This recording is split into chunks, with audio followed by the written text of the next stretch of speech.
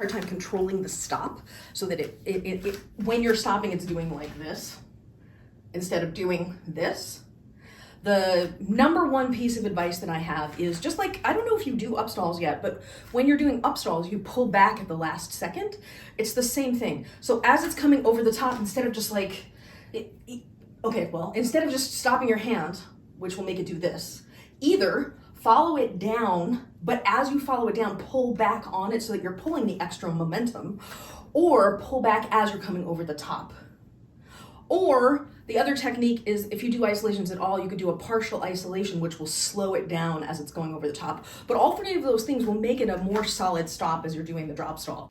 I think you can practice those independently, but I'd say the number one easiest thing to do for most people is, you know how when you brake, if you like just slam on the brake, the car jerks, but if you like back off the brake at the last minute, the car just sort of like flows to a stop more. This is the same sort of concept. As you're coming to the stop, all you do is just pull back. It's just so easy. I mean, obviously I'm saying, I'm making fun of that.